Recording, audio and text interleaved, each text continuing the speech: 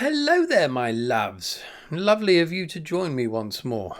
So today we're back on the vintage science fiction, and I've got 3 of the devils to flop out in front of you for your consideration. I'm hoping to rattle through these, but we all know I won't be. It's going to be a bloody long video, and it's going to be shambolic. But anyway, let's get on with it. So these, I'll show you in the order that they're going to appear. The first one will be Menace of the Sorcerers by Eando Binder. And so, yeah, I read the sequel. I didn't realize that. So I read this one first and I reviewed it on here back along. And it was a deliciously bad book. And I gave that one 5 brown stars out of 5. So let's see how Menace of the Sorcerers fares. We've also got Keith Laumer's The Glory Game. I had to redo this because I said glory hole. Yes, I've got a lot of shit in my head. So we'll be looking at that one. My brother got this one back from San Francisco last year, and I just recently got round to reading it. And we've also got this little beauty, Who Goes Here by Bob Shaw. Not a brilliant cover, but a fantastic book. But we'll get to that a little bit later. Right, batten down the hatches and prepare for fucking hell. So yes, let's begin. So it's Menace of the Sorcerers. Let's flop out the scan down here. Now, this cover is wonderful, I think. I mean, I quite liked the other one. I liked Night of the Sorcerers. Let's pop that over there and we can have a look. I think the budget probably went down slightly after the first book. The second one probably didn't cost quite as much to produce. Who knows? But I did like it because it was certainly of its time. This one, though, is wonderfully rendered. Look at the lens flare on those lights. And we have Thane himself, the big, beefy, judo-kicking bastard from the Night of the Sorcerers there. And he's holding a camera there. He's actually going to be photographing these UFOs, and yet they're all behind him, so it doesn't quite work in terms of the story, but we'll forgive that because it's a cracking cover. I paid a little bit more than I would normally pay for this book just because it was a decent copy, decent cover. So I don't know, if any of you saw that other review, maybe watch that review after this one if you want to. I mean, it's up to you, of course, but it dealt with a scenario whereby we had this chap called Thane, an Earthman, who was married to Mirabelle, an alien lady with purple eyes and red hair. And their job was to thwart various attacks on the Earth by various malicious alien bastards. And so what I was hoping for with this first book was to find out a little bit more about Thane, because he came across as a bit of a brutish, bit of a simpleton, actually, a bit of an idiot, but somehow manages to come up with all the right answers and kick, punch, judo, fucking flip the hell out of various aliens he encounters. So I was wondering, what the hell is his backstory? Turns out his backstory is pretty slim on pickings. Turns out he's a journalist, I think. He's a writer. And we begin at the beginning of this first story with him. He's in his log cabin out in the woods. He bimbles outside, sits down at a tree to read a book about UFOs. Lo and behold, what does he see up above him but a fucking great flying saucer? Not just a flying saucer, but a flying saucer that then becomes engaged in a dogfight with another flying saucer. Previously a skeptic on the old UFO phenomenon, Thane then becomes a believer. He cannot doubt his own eyes. He takes various snaps and records some Super 8 of the cavorting alien bastards up in the sky. At that point, he's then hell-bent on trying to expose this to the world. But then he runs foul of various alien agencies that are trying to stop this happening. We've got 2 main ones. We've got the first ones being the good guys, the vigilantes, that we know quite well from the Night of the Sorcerers. They're the good guys. They're trying to protect Earth, but they don't want Earth to know that they exist. The other ones are the men in black. So we all know about that, of course. But it turns out in this incarnation, the men in black are aliens. They're aliens that all look pretty much identical. And they want, for the same reason really as the vigilantes in some ways, they don't want to be exposed that they're on Earth, but for devious reasons. So there we are.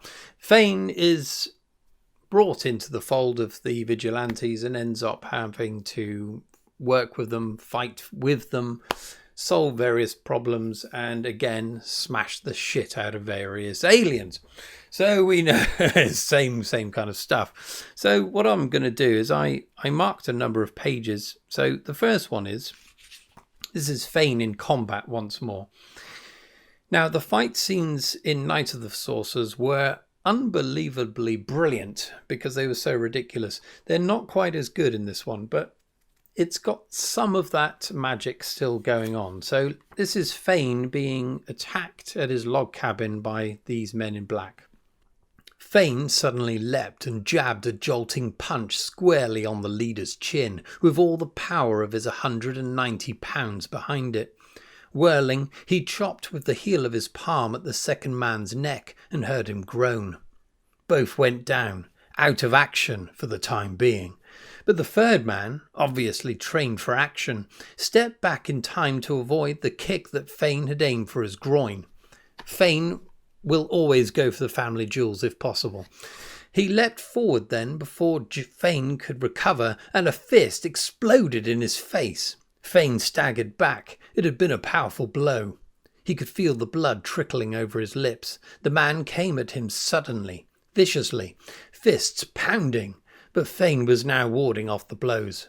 Suddenly he lowered his head and took his assailant by surprise, butting him hard in the midsection. Then Thane kept driving his legs as if heading for the goalpost with a football, with his head still down, and drove the man stumblingly backward until he crashed into the log wall of the cabin with a dull thud. Groggily he kept his feet, but he was out of action too. "Out!" grated Thane. "Out, you scum." He hasn't lost any of his powers. So, yeah, what I wondered about in the first, when I read this sequel out of order, I thought, how the hell has Thane come across all of these martial art abilities?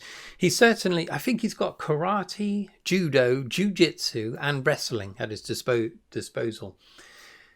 It wasn't from any special training, CIA or anything like that. No. This all came from his time at high school.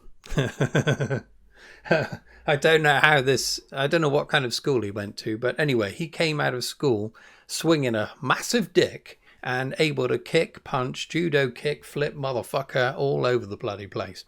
So there we are. That was the kind of backstory there. So anyway, yes, we know Thane is a unit. We know that he's a formidable force against these intruding aliens. But did you also know he knows how to woo the women folk? Yes, indeed. He, as you can imagine, he eventually ends up marrying Mirabelle. We get to see his art of seduction, and it's formidable. If I were you, if there's any younger gentlemen here that want to take some notes, then please do. Now, I'm going to do this by reading various pages that I've marked out. Prepare yourselves. Okay, this first bit is Thane at his most devious. Thane at his most calculating. Okay, here we go. This won't be too much, but you'll get the gist. On the trip from the mothership back to Earth in the small saucer, Thane found himself staring at Mirabelle and admiring her. She looked like any girl on Earth, except for her alien clothing, although she's also got purple eyes and red hair. She could be anyone's sister or wife. "Are you people, perfectly human?" Thane asked. "A rather blunt question, and I don't mean to be impolite. Do you only look human, or are you human through and through?" So basically, Thane is asking whether she's got a vagina. "We're as human as you," laughed the girl. "Evolution on similar worlds follows the same pattern with the same end result. That's a biological rule your scientists have not yet discovered." You'll have to tell me about your world sometime, began Thane. That is, if we ever meet again. So already Thane is sowing the seeds that later may germinate into full-blown sex. Okay, let's get the next one. Okay, so Thane's next move, if you will, is to show how brave a bastard he is in front of Mirabelle. So at this point, Mirabelle's father, who's quite high up in the vigilantes, has asked Thane if he will be a spy for them. This is Thane's response. Thane brushed a hand through his hair. I suppose if I said no, you would hand me some patriotic cliches. It's for the good of my world. How can I let my fellow Earthmen down? Can I stand by and see all humanity enslaved? But you know, none of those noble or high-sounding phrases stir me at all. I'm no crusader or knight in armour, shining or otherwise. He does think that, really. Falcon, which is Mirabelle's father, Falcon's face fell and Mirabelle looked aghast. Thane went on grimly. But I'll do it for one reason. I'm still burned up at those 3 men in blacks who tried to rough me up. No Morlean son of a bitch can pull that one on me and get away with it, so I'm your boy. Falcon smiled in relief, and Mirabelle took Thane's hand. You are a brave man, she said. Not brave, denied Thane. If I went back now to my former life, I'd be utterly bored. I've got to do the spy bit just for kicks. Besides, I'm in too deep to back out. It will be dangerous, Thane. Her voice caught a little and she turned away. Thane's pulse leapt. I'll be back, Mirabelle. Maybe I've got a good reason to. We all know what that reason is. He wants to put something somewhere, if you will. Okay, so the final instalment of Thane's wooing of Mirabelle culminates in full-blown shagging. Although we don't get any description of what's going on. But this is the prelude to what goes on. Some hours later, after a meal of foods that tasted strange but delicious to Thane, he yawned. Time for bed, I guess, he began, then suddenly sat up. Say, we aren't chaperoned. Mirabelle did not avoid his gaze, but stared straight back. No, we aren't. What is the need of it? Her kiss was warm, passionate, promising. She drew back a little. I know something of your immature love codes on Earth. They have long been abandoned by Zoil on my world. Yes, breathed Thane, wondering where this would lead. He was unprepared for her next deliberate words.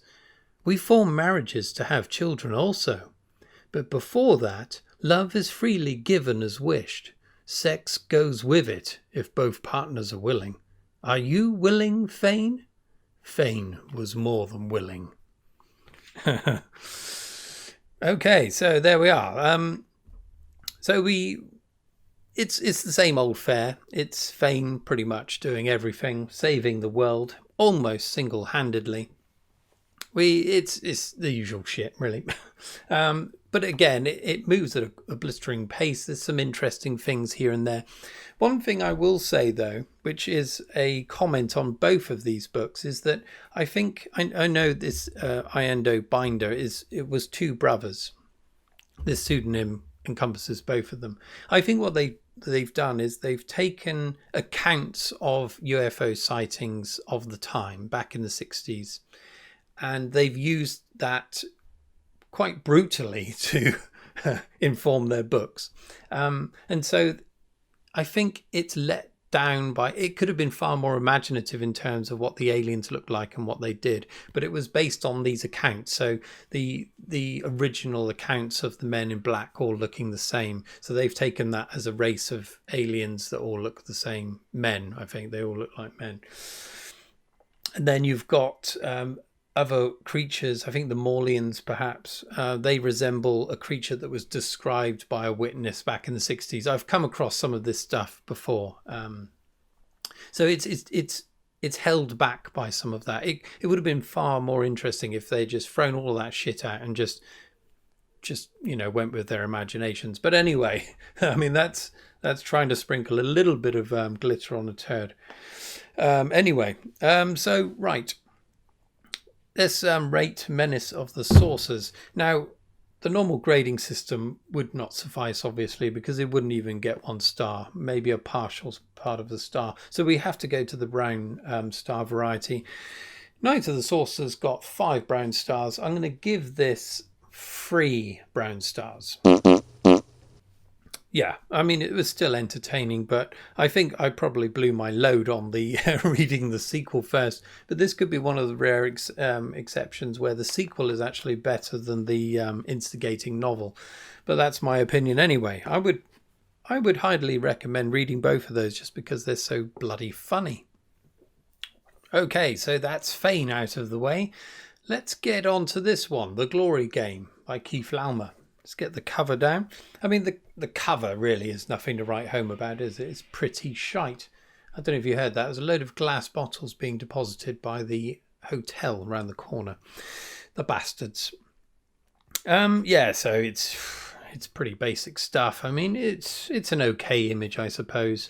But yeah, I mean, I would probably pick it up and read it. And I did. The other thing is it's got this blue toning on the sides, which is something I think is more prevalent in America, I think. It doesn't really happen over here. I think it has increasingly started to be adopted by contemporary authors to catch the eyeballs. But back in the 70s and 80s, I'm pretty sure I never saw it until then. Look at this. The bloody thing is parting company with the cover, unfortunately. So, right, what is The Glory Game all about? So really, this is a one-trick pony. It's based on the Tonkin Gulf incident, which was the event that kicked off the Vietnam War.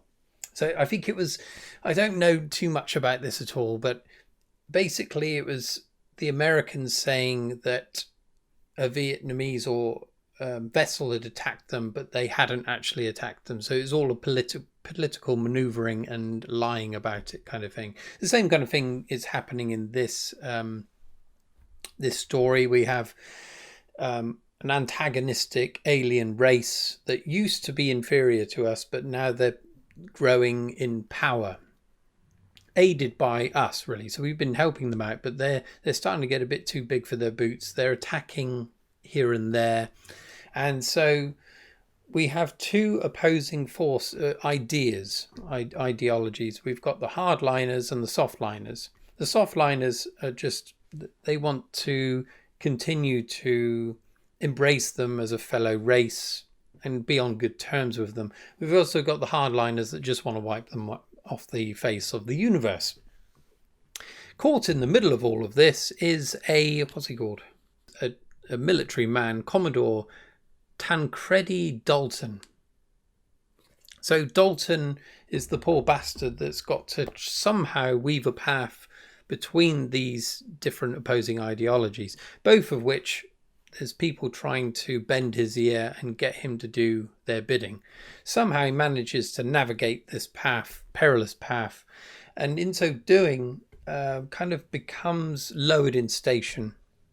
I won't tell you how it ends.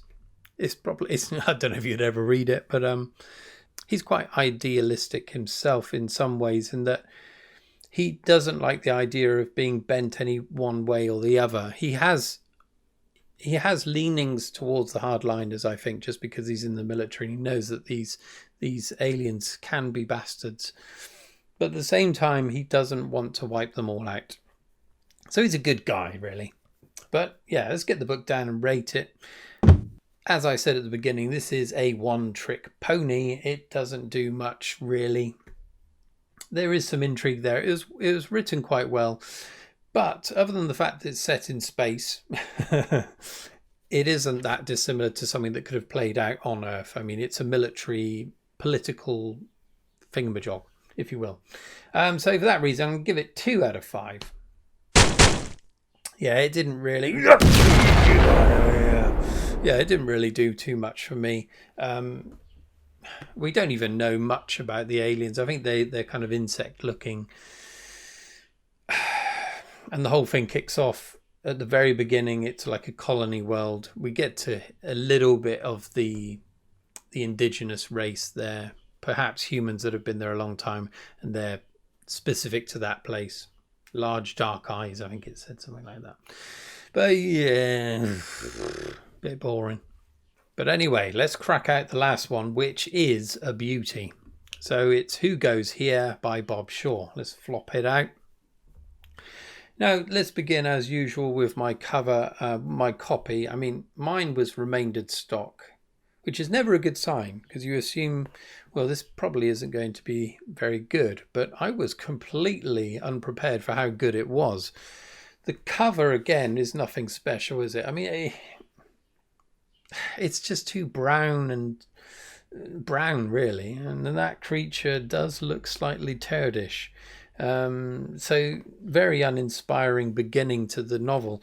But based on the last Bob Shaw book I read, was it Ship of Strangers? I really liked that. I thought, yeah, let's give him a go. And my God, it was wonderful. Yeah, in the middle as well, we've got an advert page. And it pops out. I haven't come across many of these before. That was quite a nice surprise halfway through. So now the first thing I'll say is it's got a brilliant premise. So we've got it's like the French Foreign Legion, but a kind of galactic version. So humans that want to forget their past, if they've done something horrible, whatever they've done, they might have done some really heinous things, they might have murdered people, whatever, they can, instead of going to prison, they can have their memory wiped, and then they go into this legion and fight Earth's wars on various other planets against various alien races. And so what normally happens is that the people that are in the Legion, their memory only goes back so far. Normally it's a matter of weeks that have been erased. But our hero, protagonist here, what's he called? My memory is so shit. Wait a sec. Peace. Yes, he's called Peace. War and Peace, which is a play on War and Peace, but that's explained later on. But I picked up on that at the beginning when I knew when I found out his first name was Warren. I thought it was quite unusual. The thing about Peace is that he can't remember anything at all. So like his fellow comrades are like, Christ, you must have been a right bastard. I mean, they've wiped out all of your memory pretty much. So that's quite intriguing. But at the same time, you're thinking, perhaps someone's played some kind of trick on him and there was nothing actually, he didn't actually do anything wrong, but he's been forced into service anyway. Okay, so the first thing I'll say about it is that it's a very funny book. Now, I haven't read many science fiction stories that are purposefully funny that have actually tickled my funny bone, but this one really did it. I was really impressed. A couple of times I actually chuckled, which is unheard of for me, reading things that are supposedly funny, other than Terry Pratchett, of course. I mean, that was a barrel of laughs. But I'm going to read a little excerpt here that was not only funny but really well described. Okay, so the bit I'm going to read is from right near the beginning. So Peace has already had his memory wiped, and he's standing in a kind of holding pen with some of the other men waiting to be processed and going in for training. And so the impression of once the other men have found out that he's had pretty much all of his memory wiped, they think that Peace is a bit of a hard case. That's the impression anyway. But they're waiting for this sergeant to come, and Peace is kind of putting on a show saying that he's not scared of this sergeant, whoever the fuck he is. Okay, so I'm not worried about any sergeant. You would be if you'd seen him, Ryan put in. He's just about the biggest, ugliest, scariest brute I've ever seen. He's got arms like my legs. His mouth's so big that even when it's shut, it's half open. And when he... Ryan's voice died away and some of the colour fled from his cheeks as his eyes focused on a point above Peace's head. Peace turned and found himself confronted by a vision of dread which, despite the incompleteness of Ryan's description, he immediately identified as Sergeant Cleet. The sergeant was a good 2 meters tall. He was a pyramid of muscle and bone which began with a skull pointed like a howitzer shell and steadily widened downwards through massive sloping shoulders, a barrel-like torso, and legs which were easily as thick as Peace's waist. The power of these limbs was so great that, regardless of the enormous weight they supported, the whole assemblage moved with a silent, springy gait, appearing to bounce a short distance clear of the floor with every step. "What do you say, Peace?" Cleet's voice was a subterranean rumble emerging from the cavern of his mouth, which was every bit as large as Ryan had indicated. It appeared to stretch from ear to ear, and for one horrified moment, Peace got the impression that it extended around the back of the sergeant's head, a circular band of lips and teeth on the artillery shell of his cranium. It turns out that the sergeant is a bit of a pussy, actually. Are you allowed to say pussy? I don't know. Bit of a wimp. Because in addition to having their memories wiped, these legionnaires are implanted with something in their neck that they obey all orders. No matter what they're told, they will go and do it. So they're facing certain death. If their sergeant or captain, whatever, tells them to march forward into a hail of bullets, they'll fucking do it. So basically, in the past, yeah, like in today's time, a sergeant would, you'd be quite scared of them. They would be quite scary fellows. Here, they're used to being just, they'll say something and the soldier will do it. So he turns out he's a bit of a pussy. Anyway, I'm going to say pussy. All right. So yes, the story is very, very it is kind of complex, but it's convoluted. Let's put it that way. There's time travel involved. There's various other worlds, and a mystery unfolds, if you will. So it's about Warren Peace trying to find what happened in his past, and you get glimpses of things that he recalls if he meets certain people, and it doesn't look good. I mean, there's implications here, like terrible, that he murdered people, that he was a paedophile. I mean, it's pretty bad stuff, pretty dark stuff. And it all focuses on a world called Aspatria. So basically the mind conditioning, you can't get these memories back unless you rediscover something from your past that triggers you can get it back, so to speak. And it seems that a lot of Warren Peace's past was spent on Aspatria, which he eventually goes with the Legion. For R&R, I think. And so that's where the adventure begins in earnest for him trying to recover his memories. Now, there's a couple of things I'd like to say. It's very inventive, very creative. I really liked the kind of drop ship that the soldiers get into, which then flies them to their next destination. This ship, I mean, to me, it just looked like a slab of steel. It had no kind of aerodynamic shape to it or anything. In fact, Warren is disappointed that it looks so mundane. But it's interesting that it moves in another dimension. There's no kind of thrust as such. So when they're all corralled into this ship at the beginning, there's no sense that the thing's even taken off, and yet it has. And it will cross light years really quickly, but it does so in very incrementally positions, if you will, and extrapolated across a long distance. It's kind of jumping. I can't explain it very well, but I found it very interesting, this concept. I'd never really come across this particular variety of interstellar travel before. The other thing that I liked, the time travel elements were very kind of confusing. Even now, trying to recall some of it, I wasn't quite sure of what happened and why it happened. But that was interesting. There's a time-traveling water closet or toilet, if you will, which was quite odd. And there's another interesting bit whereby he goes into this swanky restaurant and he orders this fish, and they ask him how old or how mature you want this fish to be. So it comes in a little tank, as you get this in today's world, where you can choose the crab you want boiled to death or whatever. In this one, you can choose its maturity, and by pressing a button, it causes the area within that pool of water to age, and so the fish grows in front of his eyes, and then you can stop at the preferred age of the fish. That was really interesting.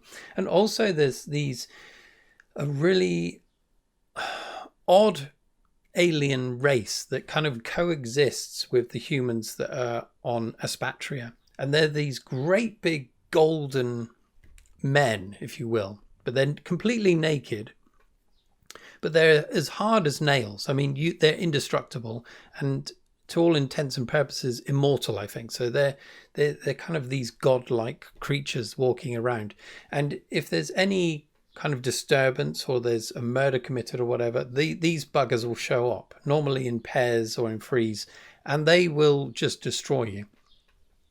But there's something really interesting about these men, if you will, if you can call them men, as relating to War and Peace's past. And that was the bombshell at the very end of the book that I didn't see that coming at all. It was so good. It was really good. I'm sorry, I didn't make any notes today, so I'm just going on my kind of what I've got left in my brain from reading these things. So those are the salient points I could remember from this one. Let's get the bugger down. Now, I was surprised by this book. It made me laugh, or chuckle at least, and it had some really inventive, creative aspects to it. There was time travel. I do love a bit of time travel. It had great big indestructible gold bastards and various other things that blew my little mind apart.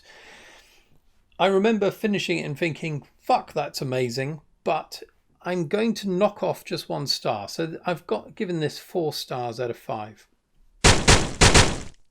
But I can't remember why I knocked off that star. I think there's some of it that seemed a little pointless, but I can't remember what it was. What an amazing review this is. But it was interesting, him going to these old haunts that he must have gone to before his mind was erased, and the interactions he has with people, and then later when you know what happened, why they reacted in the ways they did.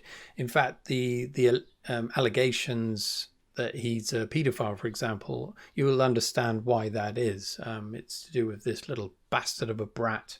But anyway, yeah, there we are. That was Who Goes Here. Really great book. And it reminded me of Catch-22. Very similar in terms of the humour. That description of the sergeant reminded me of it specifically. Very inventive use of language and a sense of humour that was definitely up my street. Anyway, there we are. Let's leave it there. I'm sorry, this will be a very long one unless I manage to cut the shite out of it. So there we are. There's 3 books. The next video may be 3 more books, or it may not be anything. No, I've got some new paintings, so I might show those. We'll see. Anyway, thanks for watching if you've made it this far. Apologies, it's been slightly shambolic as usual, but onwards and upwards, dear boys and girls, if there's any girls watching. There's a question for you. Are there any... do any women watch this? Oh, what a stupid... Anyway, we'll leave it there, I think. Thanks for watching, and yeah, I'll be with you around this time next week. Cheerio. Look at this. Oh, naughty.